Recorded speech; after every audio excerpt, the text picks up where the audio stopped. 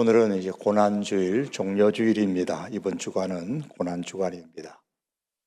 고난주간이라고 해서 일부러 얼굴에 수심이 가득하거나 또 슬퍼할 필요는 없습니다. 왜냐하면 예수님은 이미 부활 승천 영광 가운데 계시기 때문입니다.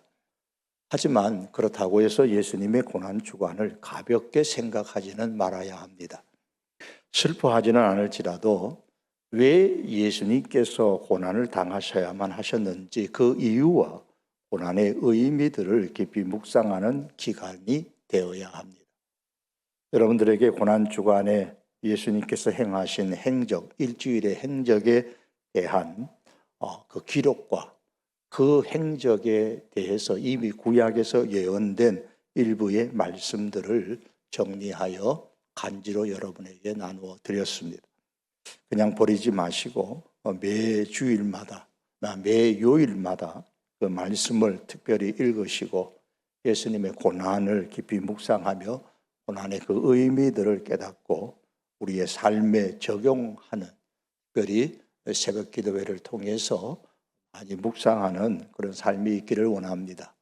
우리가 특별히 고난주간 새벽 예배를 드리진 않지만 여러분 가까운 교회에 가셔서 새벽 기도회도 드리시고, 그것도 힘드시는 분은 새벽에 저희가 드리는 상황을 유튜브를 통해서 방영하고 있기 때문에 유튜브로 들어오셔서 함께 새벽 기도회 특별히 한 주간에 참여했으면 좋겠습니다.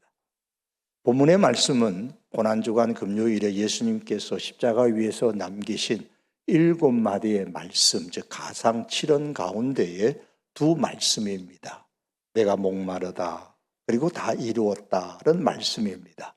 오늘 이 시간에는 이 십자가상에서 외치신 이 두 마디를 중심으로 말씀을 강론하기를 원합니다. 예수님은 십자가 위에서 내가 목마르다고 하셨습니다. 28절의 말씀이죠. 그 후에 예수께서 모든 일이 이미 이루어진 줄 아시고 성경을 응하게 하려 하여 이르시되 내가 목마르다 하시니, 예수님의 십자가 위에서의 목마름의 정도가 어느 정도였을까요? 그것을 가늠할 수 있는 목마르다의 단어의 헬라어 의미를 조금 이해하면 조금이라도 예수님의 목마름의 정도를 실감할 수 있을 것입니다. 이 내가 목마르다라는 말을 헬라어는 다 합쳐서 주어와 동사를 다 합쳐서 딥소라는 단어를 씁니다. 그리고 이 딥소의 기본형을 사전을 찾아보면 디프샤오라고 합니다. 이 디프샤오의 뜻은 수분이 결핍되어서 마실 것을 갈구하는 상태다. 사전적인 의미를 기록했습니다. 그런데 이제 고대 헬라 문학에서는 이 디프사오라는 단어를 종종 죽음의 문턱에 선 사람의 상태를 묘사했다고 합니다. 수분이 다 빠져나간 그 미라와 같은 상태, 생명력이라고는 찾아볼 수 없는 완전히 생명력이 소진된 상태를 일컬어서 디프샤오, 목마르다라는 단어의 의미를 씁니다. 이렇게 목마르다고 하신 예수님의 맺힘은 오늘날 우리들에게 여러 가지 의미를 제공해 주고 있습니다. 오늘 그 세 가지의 의미를 생각해 보려고 합니다. 그 하나는 성경을 응하게 하시기 위한 외침이었습니다. 죽음의 문턱에 선 자의 상태, 수분이 다 빠져나간 미라와 같은 그런 모습, 생명력이 완전히 소멸된 상태와 같은 그런 목마름을 겪으시는 중에 예수님께서 생각하신 것이 뭘까요? 28절에 보시면 성경을 응하게 하려 하여 이르시되 내가 목마르다고 하셨습니다. 성경 말씀을 생각하셨습니다. 이 응하게 하려 한다라는 말은 완성하다라는 뜻을 갖고 있습니다. 구약에 예언된 그 말씀, 예언된 말씀을 완성하시려고 의도적으로 본성이 아니라 의도적으로 내가 목마르다라고 말씀하셨다는 겁니다. 여기서 말씀하는 예언된 성경은 시편 69편 21절의 말씀입니다. 그들이 쓸개를 나의 음식물로 주며 목마를 때에는 초를 마시게 하였사오니. 이 예수님의 목마름의 십자가의 고통을 예언한 말씀을 이루어지도록 하기 위해 목마르다라고 하셨다는 거예요. 그리고 이 목마르다라는 말을 들은 로마 군인들이 마치 쓸개와 같이 초와 같이 신 포도주를 예수님께 주었습니다. 성경 말씀이 이루어진 것입니다. 완성된 겁니다. 이렇게 예수님은 성경을 응하게 하시려고 내가 목마르다라고 하셨습니다. 이를 보면 우리 예수님은 극도로 목이 다 들어가는 한계 상황 가운데서도 뭘 생각하셨다고요? 하나님의 말씀을 생각하셨고, 단순히 말씀만 생각하신 것이 아니라 말씀을 이루시려고 힘썼다는 겁니다. 말씀에 순종하려고 하셨다는 거예요. 여러분, 저를 비롯하여서 우리가 어려운 환경 가운데 있을 때에는 어떠한가요? 조금만 힘들면 말씀은 그렇지만 또 뒤끝을 흐립니다. 지금 상황은 말씀을 생각할 상황은 아니에요. 지금 상황에서 말씀을 적용할 그런 여력이 없어요. 그냥 내가 고민하고 생각한 대로 할래요. 하나님의 일을 하다가 조금만 불편하면 말씀은 온데간데 없고 그 불편함을 참지 못해 난 안 해, 난 못해 라는 외마디 고성을 지르고 사라지곤 합니다. 우리가 그렇지 않나요? 상황이 진리를 아예 외면해 버리는 거예요. 내 기분이 나쁘면 하나님도 없는 것 같고 내 형편이 어려우면 말씀도 가짜 같습니다. 여러분, 상황이 진리를 외면하지 않도록 해야 합니다. 오히려 진리로 상황을, 말씀으로 기분을 이겨내는 그런 하나님의 사람이 될 수 있기를 원합니다.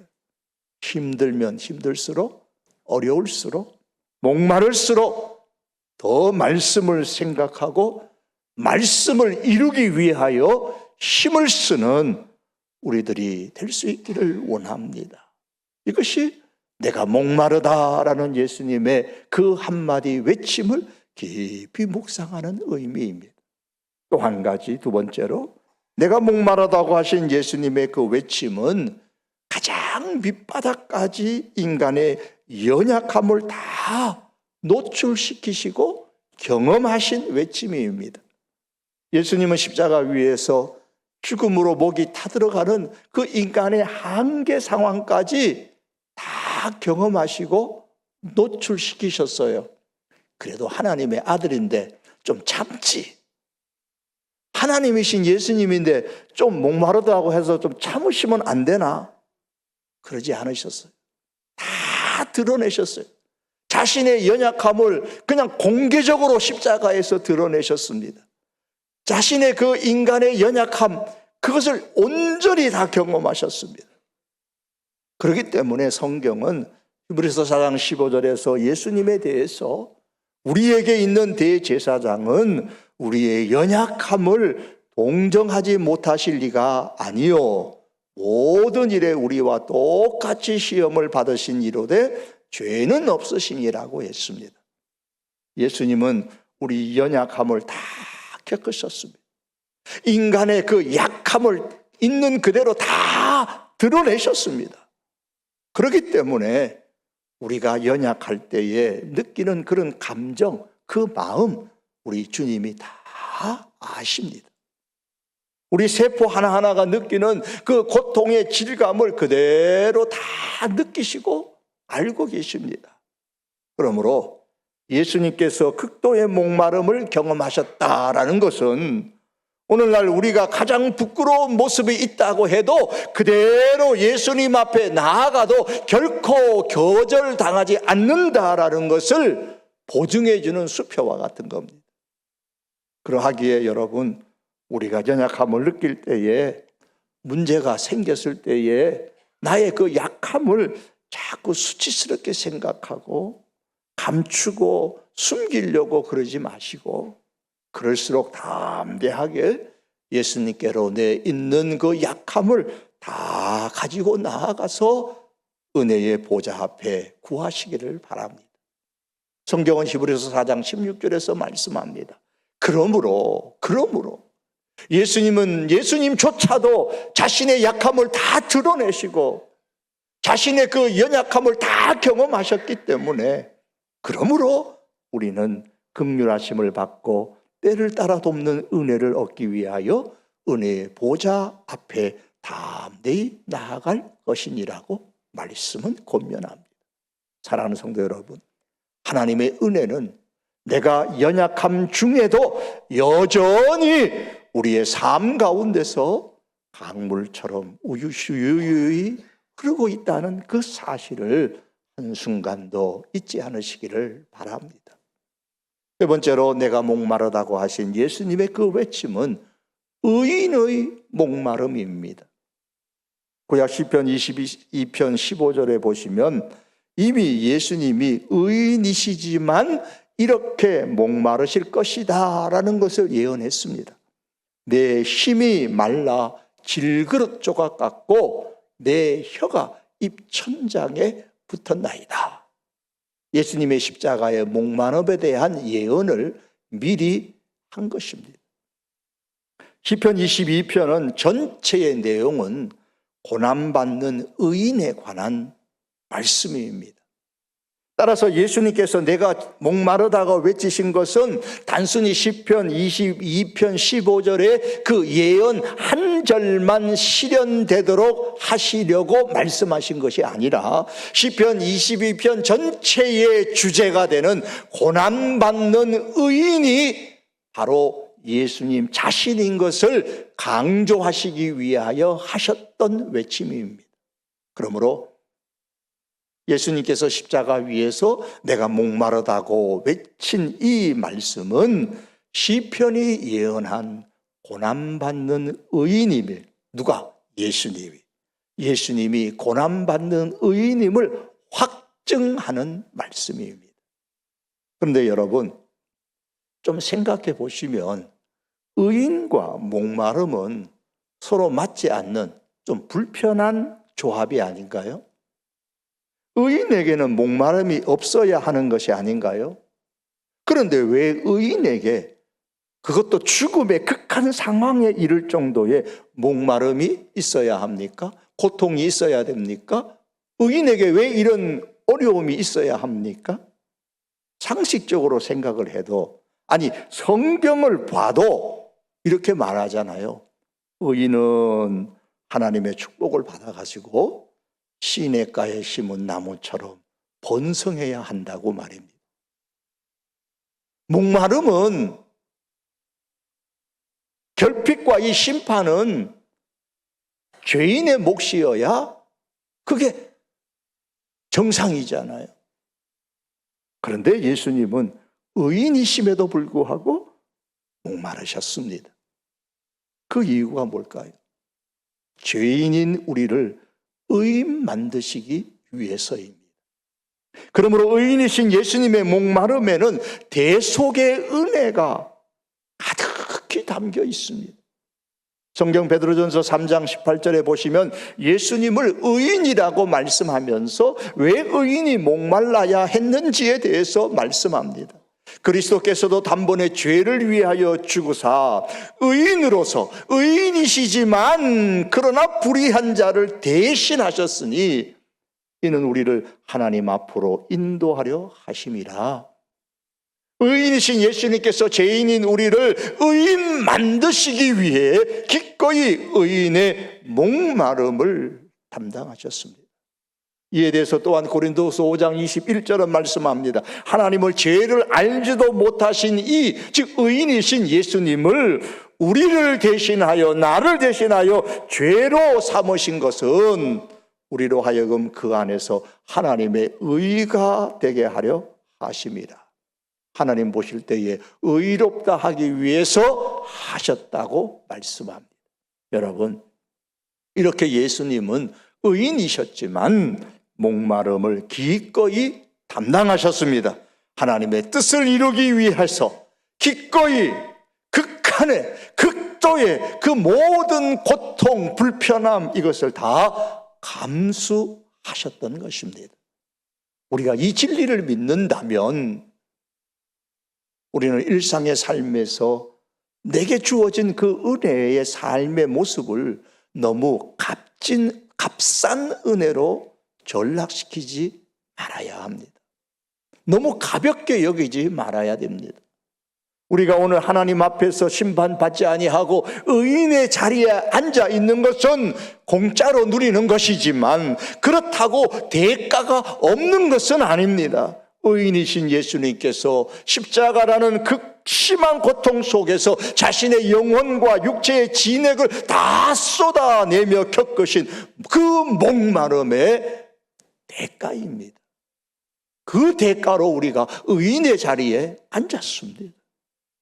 그러므로 여러분, 우리가 이렇게 예배의 자리에 나와서 예배를 드리고 찬양을 부를 수 있는 것을 우리는 당연하다고 여기지 마시고 예수님의 목마름의 결과로구나, 이 사실을 우리가 마음에 깊이 새기며 하나님 앞에 예배할 때마다 우리는 진심으로, 전심으로 예배하는 신앙생활이 될 수 있기를 원합니다.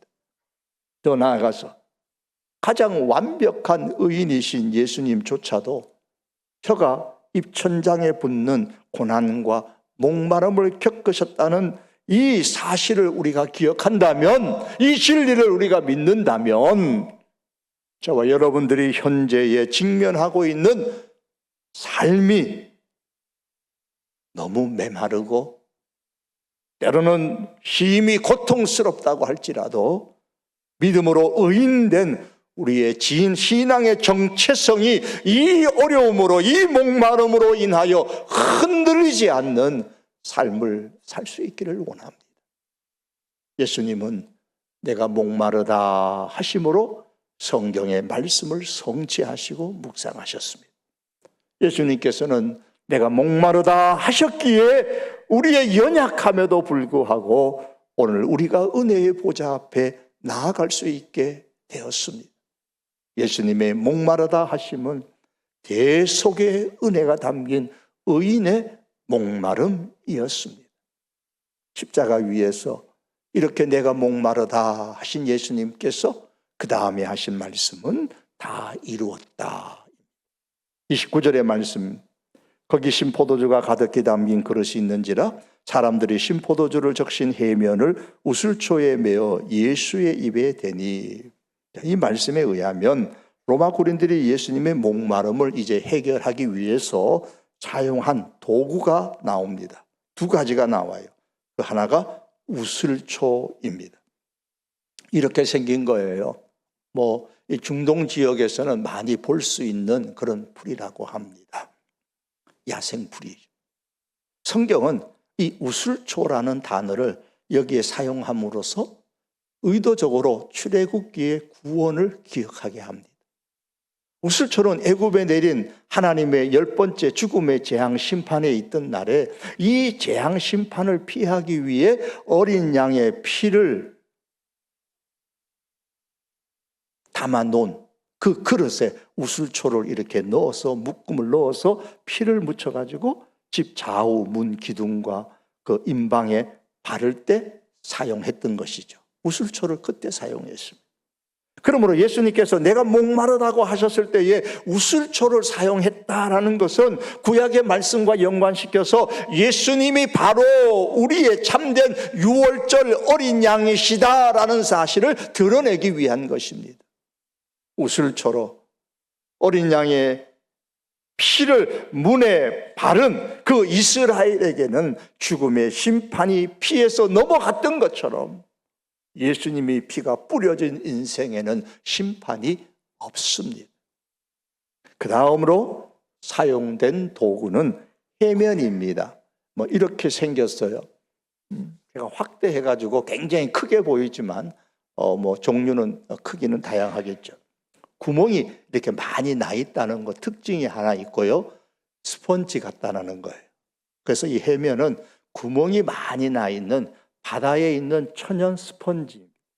그래서 로마 사람들은 이 해면을 30cm, 50cm 정도의 그 나무 막대기를 만들어서 그 끝에다가 묶었어요.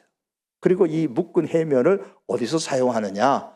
공중 화장실에서 볼일 본 다음에 몸을 닦는데 사용했었습니다.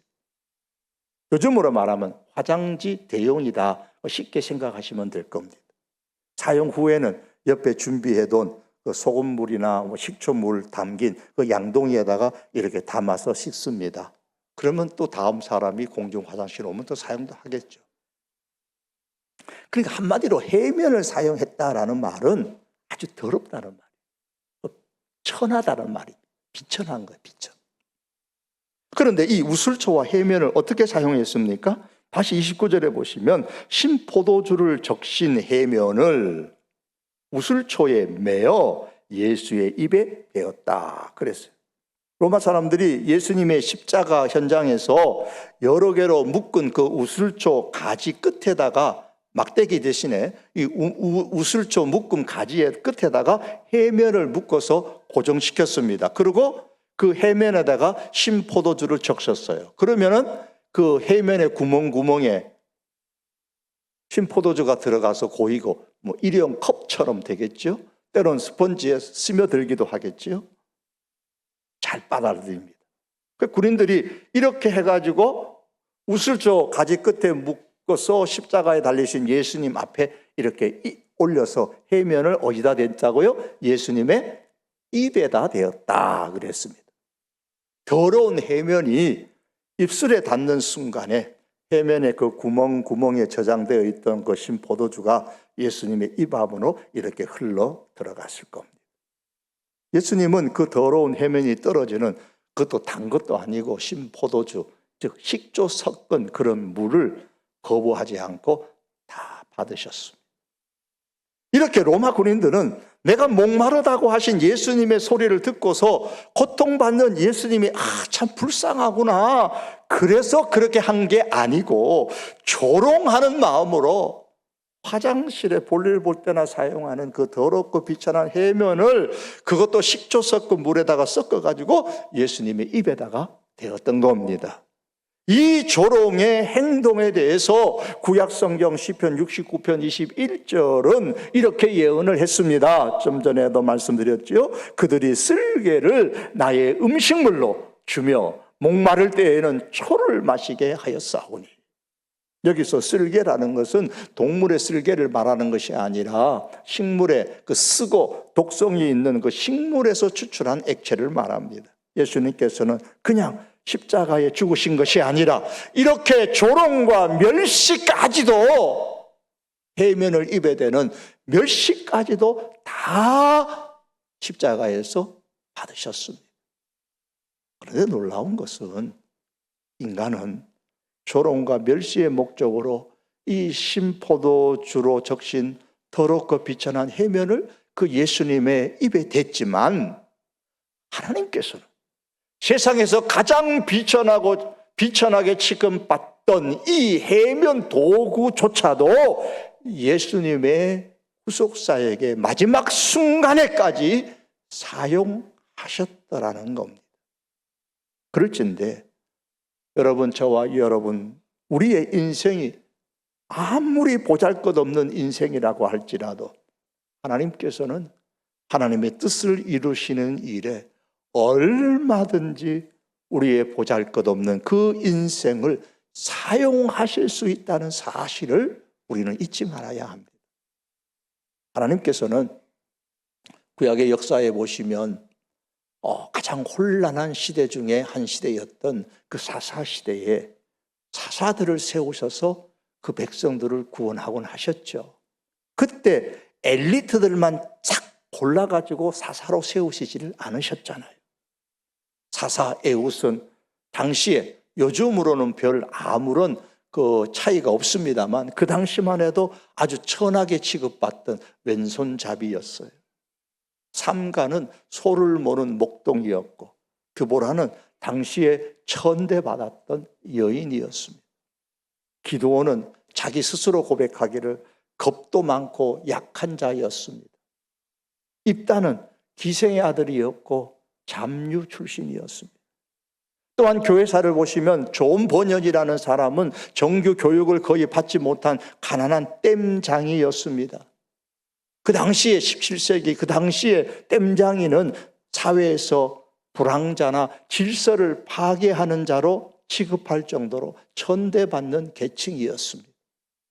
번연 스스로도 자신의 집안에 대해서 이렇게 말합니다. 우리 아버지 집은 모든 나라 가문 중에서 가장 미천하고 보잘것없는 집안이라고 말한 바도 있습니다. 그런 존 번연을 하나님께서는 인류 역사상 성경 다음으로 많은 사람들에게 읽혔던 기독교의 고전이라 하는 철로 역정을 쓰게 만든 하나님은 귀하게 사용하셨죠. 여러분, 하나님의 손에 붙잡히면 가문도 환경도 지식도 성격도 그 어떤 것도 문제가 되지 않습니다. 다만 하나님은 우리의 마음이 상한 심령이 되기를 원합니다. 하나님께서 구하시는 제사는 시편 51편에 말씀하죠. 하나님께서 구하시는 제사는 상한 심령이라 하나님이 상하고 통회하는 마음을 주께서 멸시하지 아니한다고 했습니다. 이 상한 심령의 사람은 자기 파산, 하나님 나는 하나님 앞에서 아무것도 할 수 없는 파산된 존재입니다라고 고백하는 사람이에요. 상한 심령의 사람은 그럼에도 불구하고 거룩을 향한 갈망이 있는 사람입니다. 사랑하는 성도 여러분, 하나님께서는 엘리트 능력이 많은 사람만이 아니라 하나님께 붙잡혀 있을 만큼 심령이 상한 사람을 찾아서 사용하십니다. 해면도 사용하신 것처럼 말입니다. 예수님은 해면과 우슬초를 통해 전달된 그 식초 섞인 그 쓴 물, 신포도주를 먹으면서 갈증을 해소하시고 이제 마지막으로 외치셨죠. 30절 말씀에 예수께서 신포도주를 받으신 후에 이르시되 다 이루었다 하시고 머리를 숙이니 영혼이 떠나 가시니라. 다 이루었다라는 헬라어는 많이 들어서서 아시겠죠? 테텔레스타. 그 당시에 장사하는 사람들은 영수증을 줄 때에 나 다 지불했어? 나 완불했어? 라는 뜻으로 사용한 단어가 테텔레스다이라는 단어입니다. 완불되었으니까 너한테 이제 빚진 거 없다라는 뜻이에요. 그러므로 예수님께서 테텔레스타이, 즉 다 이루었다고 말씀하신 것은 죄에 대한 인간의 빚이 완전히 다 탕감되었다라는 법적인 선언입니다. 다시 말하면 하나님의 공의가, 죄에 대한 하나님의 공의가 완전히 다 만족되어졌다라는 뜻입니다. 99%가 아니라 100%입니다. 여기에 우리가 보탤 것은 더 이상 하나도 없습니다. 다 이루었다 선언하시고 돌아가셨습니다. 여러분, 왜 죽음으로 다 이루었다고 하셔야만 했을까요? 그냥 죽지 마시고 한 50년, 30년, 한 60년 감옥 살고 나온 다음에 나 이제 다 이루었다 그렇게 하시면 안 되는 것일까요? 그럼에도 죽음으로 다 이루었다고 하신 이유는 죄의 값은 죽음이기 때문입니다. 그건 바꿀 수가 없어요. 성경은 불의, 추악, 탐욕, 악의가 가득한 시기, 질투, 분쟁, 사기, 악독, 수군수군 등등의 죄의 목록을 한없이 제시하신 이후에 그들이 행한 이 일은 사형에 해당된다라고 이미 하나님이 선포하셨어요. 그래서 성경은 로마서 6장 23절에서 죄의 삭은 사망이요 죄의 값은 죽음이라고 선언했습니다. 그래서 예수님은 십자가에 죽으신 후에 다 죽으시면서 다 이루었다고 하신 겁니다. 다 이루었다 하시고 죽으신 거예요.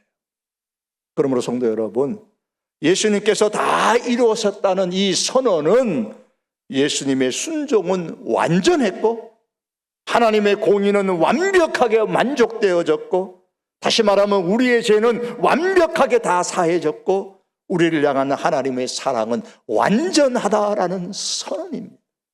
그러므로 이제 우리는 구원을 받으려고 노력하는 인생이 아닙니다.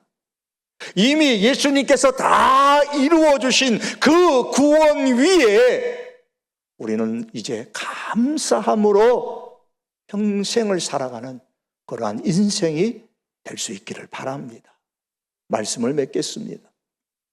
의인이신 예수님은 십자가의 극도의 목마름과 인간의 연약함을 겪으시면서 죄인인 우리가 받아야 할 심판을 대신 담당하셨습니다. 그리고 마침내 다 이루었다라고 선언하심으로써 우리의 죄에 대한 빚이 100% 완불되었고 하나님의 공의와 사랑이 완벽하게 만족되었음을 확증하셨습니다. 이것이 진리입니다. 여러분, 이 진리를 우리가 붙잡고 이 진리를 가지고 우리의 목마름의 현재의 상황들을 이겨낼 수 있기를 바랍니다. 이미 완성된 구원에 감사하는 이 진리를 붙잡고 이미 완성된 그 구원에 감사하는 굳건한 믿음의 삶을 사십시다.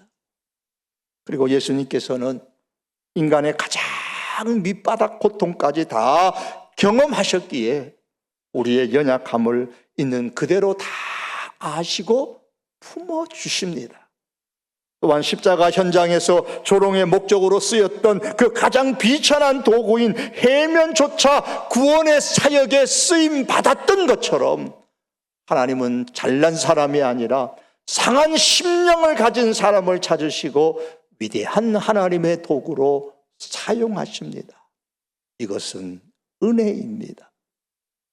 이 은혜를 우리가 믿을진데 이 은혜에 감사하면서 우리는 우리 자신의 연약함 억지로 숨기려고 하지 마시고 상한 심령으로 담대하게 은혜의 보좌로 나아가서 하나님 앞에 내어놓고 그로 통해 하나님께 쓰임받는 우리들이 될 수 있기를 주님의 이름으로 축복합니다.